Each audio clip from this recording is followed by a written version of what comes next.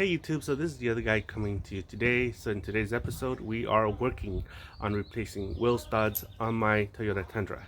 If you have a Toyota, if you have a truck, if you have a vehicle, the concept is probably going to be the same in removing the studs and in seating the studs. Okay, so if you have a broken wheel stud, this episode is for you. If you've installed a wheel spacer and the stud is a little bit short and you want to lengthen that wheel stud, this episode is for you as well. So let me show you something. Here is my original wheel stud, and here is the aftermarket wheel stud. You could see the size, the length differences, okay? And the base here, okay, is a little bit longer than this base here as well. You can see there. So we have a couple things that we have to consider when we install the longer wheel stud. We have to take into consideration this little part right here that has no slots here. This slot here is made to bite into that little slot, that little hole that this thing will go into. So you have to be very careful when you install new studs, and you have to take into consideration that the design is a little bit different from the original design. You can see the difference here. So I'll show you what to do, what not to do, how to be careful when you put new studs in, because you could end up ruining the rotor. Okay, so hey, if you are interested in this episode, let's go have some fun. Okay, so here is the lug nut, okay, and you can see that it's recessed in here. Okay, the stud is deep inside and there's a bunch of thread exposed on the lug nut. What that tells me is that the lug nut is just biting this much meat on the thread. I don't know if you could see that, just biting just a tad bit, like this much on it. And that is why it's recessed in like that. Okay, and that's not good. What it is if you have a wheel or traveling on the highway, these things can come off really easily, and you don't want it to come off. The reason why is because when these things come off, your wheel comes off, and you're gonna find the wheel traveling faster than your truck because your truck is eating asphalt. Bear with me. If you are looking to replace a broken stud, this is for you as well. Okay, it's the same concept. All right, so let me take off this thing right here, and what we'll have to do is we'll have to take off the brake caliper as well, okay, and this little shield right here, dust shield, and in order for us to take the rotor off and knock out these studs. All right.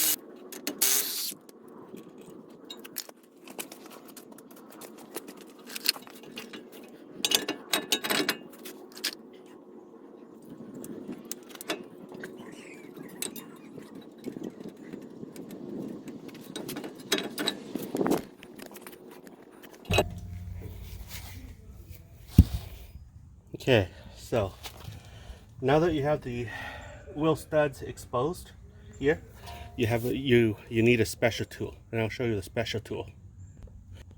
There it is. That's a special tool. So what you need to do, okay, now if you're going to reuse these again, you want to put the lug nuts, find some or some sort of a nut that can protect the thread here. so that you can re-thread. Or re-thread. But here, I don't want these anymore, so I'm just gonna bang right here. Watch. There. See? That's how you remove the nuts, the studs. There. So that's how you remove it. It's not that hard. Doesn't take a rocket scientist. So now I'm gonna replace the studs here with the new ones, like these. Okay, so this goes here. You'll see that it won't fit here, so what you'll have to do is you have to turn this and fit it in like that. You'll find a way to fit it.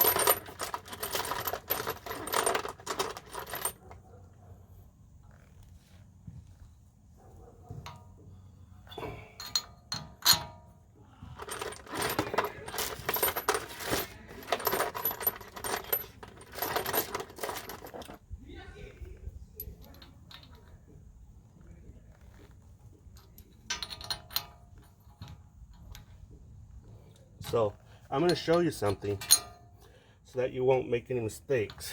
Okay, remember what I said about this length here, the base here? Okay, you'll find that the base here, this base is shorter than this base. See that? So when you pull this in out, this base sits flushly, like right there. I'll show you that. Okay, that's how this thing will sit. However, when you pull this in, see how much metal this thing has? The base here is longer, so it'll come out from here, it'll come out through here, and this thing will be exposed. Okay, so what you do is, instead of using the lug nut to draw it in, you have to use a bigger lug nut combined with the original lug nut to pull this through. If you don't do that, your lug nut will seat itself on this little plate right here. Okay, when that's seated in full and this thing is drawn out here and it's hitting this spot right here, what you do is you'll end up ruining the inside here. I don't know if you could see, but there's little grooves in here. You're going to end up rounding this off, and you're going to make this hole bigger, and it's just a nightmare to repair, and you can't repair it. Okay, so here, I'll show you. I've found a bigger nut like this, okay, where this thing just goes in, and I've used this nut over and over in my previous shows, or in my previous work, that it's just pinched in here permanently. So like yeah, so it's not welded on, but it's just pinched in due to pressure. Okay, so basically you need a big nut like this, where this thing just drops in like that. You see how big that is? So it covers this hole. Don't know if you can see that, but it covers this hole like this, so it doesn't have any contact surface against this little part right here. Okay, so watch this.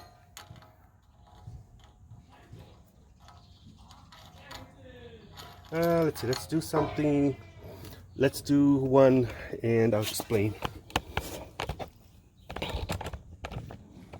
Let's see, let's hocus focus. Okay, I'll show you. Okay, don't know if you could see it all. Yep, you can.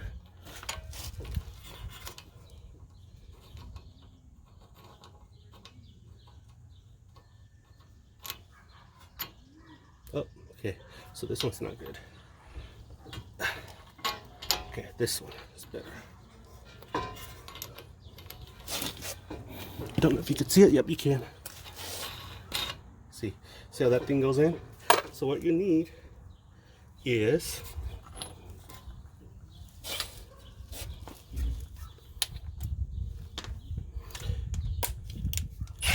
you're gonna have to tighten this nut right here, and this thing, when you tighten this, it slowly draws in the base here.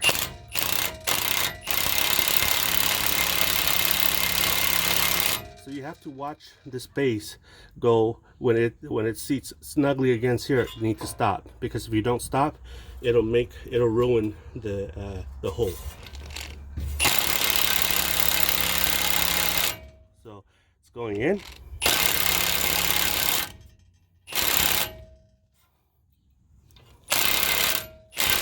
Okay, and it tells me to stop. So I'll show you here. You see how much meat this thing is? It's come out beyond this little area here. So I don't know if you could see that. Yes, you can. So that's that, guys. That's how you seat this thing. Doesn't take a rocket scientist to figure this out. It's pretty fun if you know what to do. It could be a nightmare if you don't know what to do. Okay, let me go find another stud. And here we go. We are going to be pulling these studs in. Pretty fun, eh?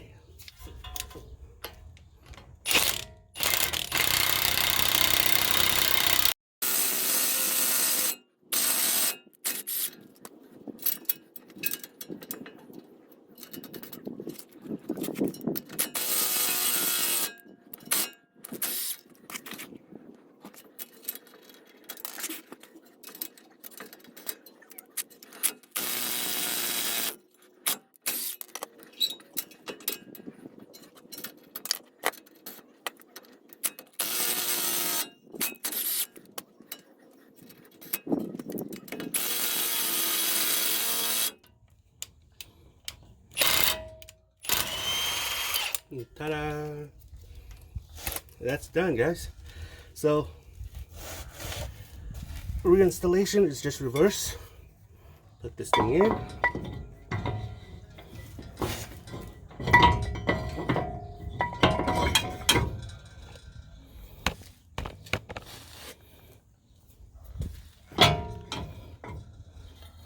Put this axle nut in.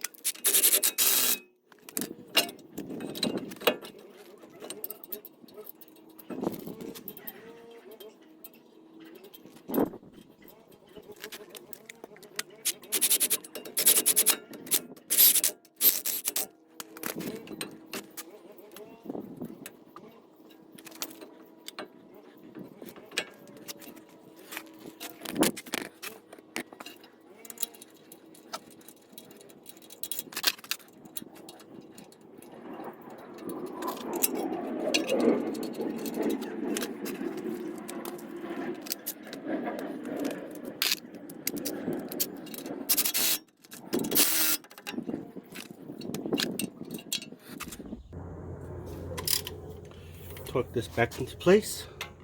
90 foot-pounds.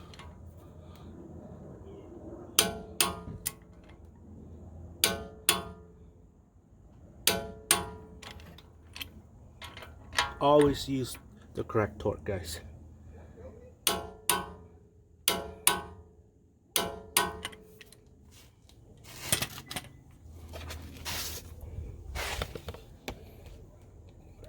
Torque the axle nut. So here's a trick I learned from an old mechanic. You notice how this thing spins freely, and if you don't have a partner to step on the brake to grab the rotor here, take a screwdriver. Okay, I don't know if you could see this. Take a screwdriver, plug it right here. Okay, and then you could do this one man. Torque this to 175 foot-pounds. That's what my book calls for. It's actually 173, but because I've added an adapter, it's longer. I went ahead and added 2 more foot-pounds. It's in. Okay, and then put your star nut, safety nut in. you're supposed to use a new cotter pin, but don't do what I do. Do what I say.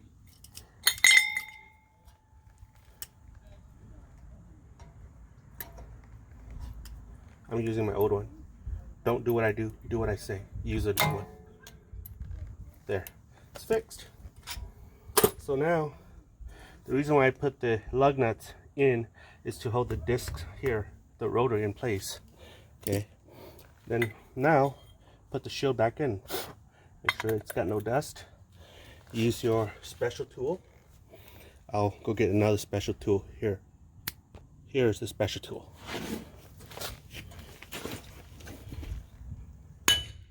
There you go. Slam it in. You don't want to use metal here, it'll dent it.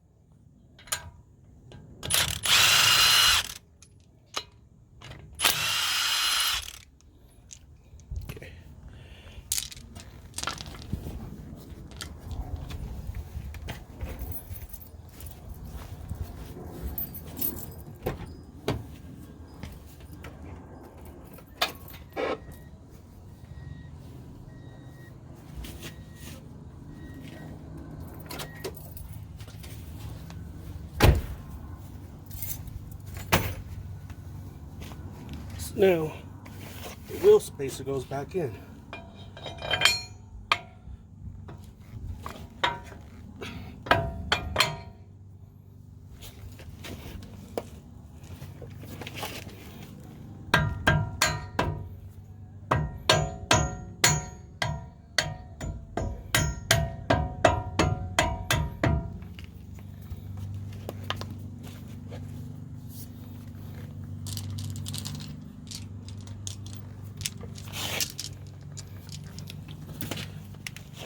You never want to shoot this straight right in.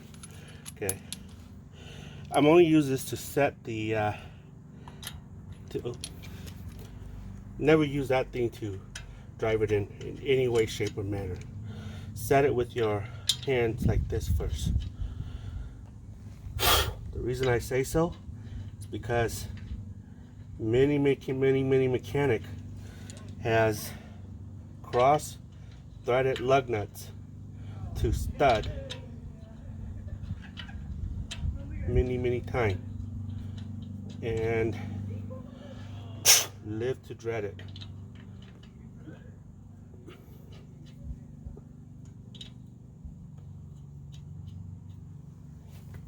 So even if you use this, never use it to tighten.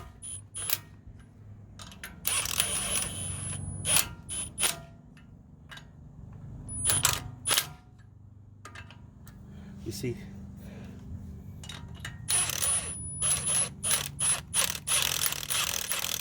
I'm only using this to set it, not tighten.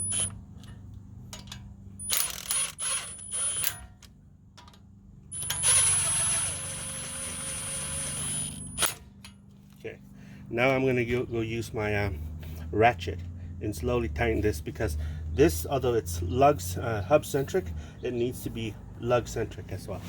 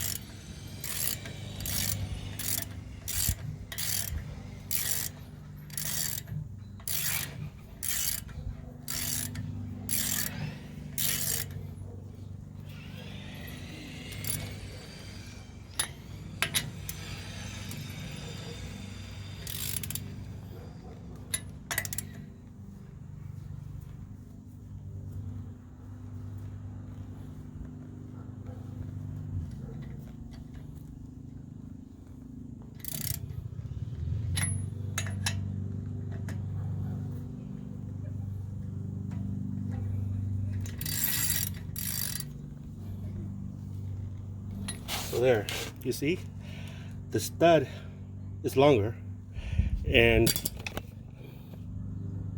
it's come out, and that's the ideal stud, well, nut to stud fixture that you want on a spacer, a wheel spacer.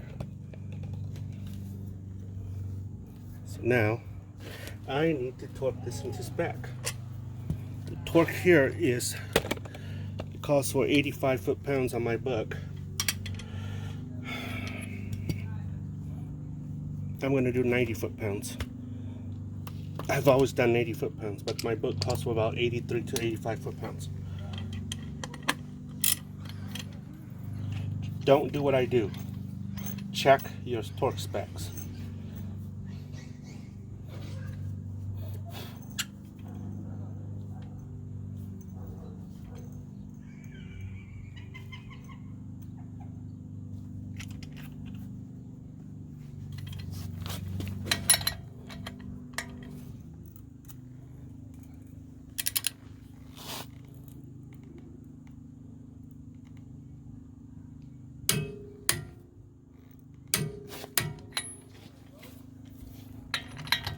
I use the crisscross pattern.